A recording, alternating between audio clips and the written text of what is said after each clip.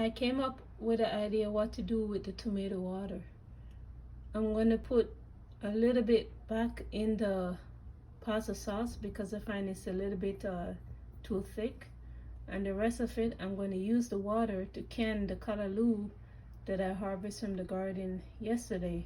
So I'm going to can that up with the tomato water, and that's a good idea because the vitamin C from the tomato water, which is good when you're eating leafy greens, to eat something with vitamin C, and it will give a nicer taste to the callaloo too. So I came up with an idea what to do with the tomato water.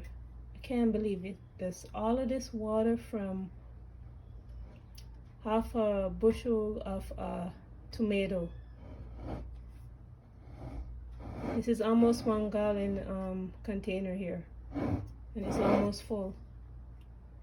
So here's a tomato sauce. I find it's a little bit too thick, so I'm going to put back some of the water in here, and then we'll go down and harvest the basil. I'll put salt, and I have to put lemon juice. They recommend when you're making pasta sauce, put lemon juice. I know the Italians, they don't do that, but I'm gonna put it because I'm just gonna water back, can it. I'm not gonna pressure can it.